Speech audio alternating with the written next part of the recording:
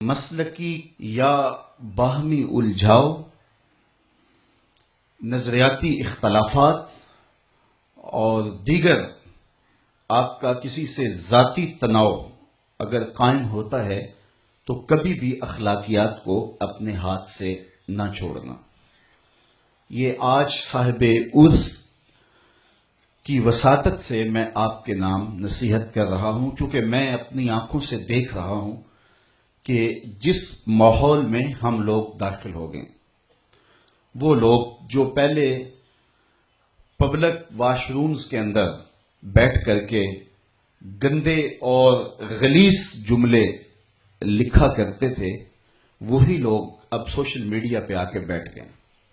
اور ایک دوسروں کی پگڑیاں اچھالنا اور عجیب و غریب جو رنگ دکھائی دیتا ہے، یہ بات میں علی رؤوس الاستشہاد کہہ رہا ہوں کہ یہ میرے رسول کا لایا ہوا دین نہیں ہے۔ اس لیے ہمیشہ اپنے آپ کو اس غلاظت سے، اس گندگی سے دور رکھیے گا۔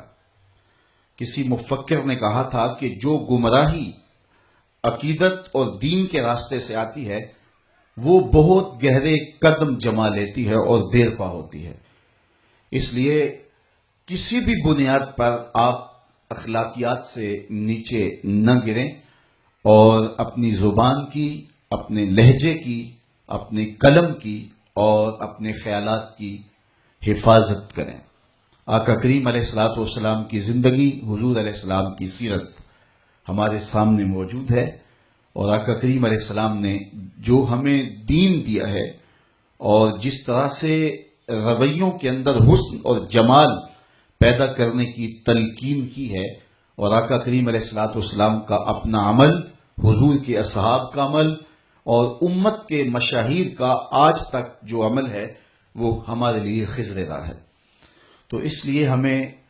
اخلاقیات کے دامن کو کبھی بھی چھوڑنا نہیں چاہیے، اور کسی بھی صورتحال کے اندر ہمیں ایسی گراوٹ کا شکار نہیں ہونا چاہیے، اور ہمیں اپنے بزرگوں کی تعلیمات کو ہمیشہ خضر راہ بنانا چاہیے۔ دور موجود یقیناً فتنوں کا دور ہے، اور اس دور کی نشاندہی کرتے ہوئے یہ فرمایا گیا ہے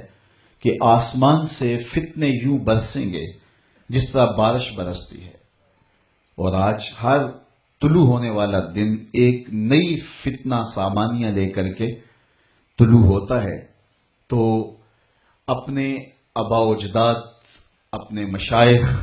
اپنے اسلاف، اپنے بزرگوں کی تعلیمات کو مضبوطی کے ساتھ تھام کر کے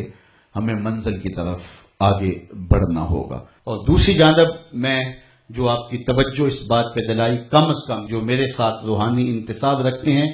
یا ہمارے ساتھ تلمس کا جن کا ربط و رشتہ ہے، میں ان کو پھر یہ تاکید کروں گا کہ اس وقت جو باہمی جنگ و جدل اور آپس کی لڑائیاں اور الجھاؤ اور کیچڑ اچھالنا اور گندگی اچھالنا اور پگڑیاں اچھالنے کا کلچر فروغ پا رہا ہے، کبھی بھی آپ اس کا حصہ نہ بنیں، اور ہم نہ کبھی ماضی میں ایسے کسی کام کا حصہ بنے ہیں، نہ دور موجود میں بنیں گے اور نہ مستقبل میں بنیں گے۔ ہم کبھی بھی کسی کے کہنے پہ میدان میں نہیں آتے، ہم ہمیشہ اللہ اور اس کے رسول کی رضا کو ہی ملحوظ خاطر رکھتے ہیں۔ اقبال کے سارے کلام کا رس نچوڑ دیں تو فلسفہ کیا نکلتا ہے، کی محمد سے وفا تو نے تو ہم تیرے ہیں، یہ جہاں چیز ہے کیا لوح و قلم تیرے ہیں۔ اقبال کہتا ہے حضور سے وفا کرو، پھر قلم بھی تمہارے ہاتھ میں دے دیں گے، تختی بھی تمہارے ہاتھ میں دے دیں گے۔ اللہ جل شانہ مجھے آپ کو اپنی رحمتوں کے حصار میں رکھے۔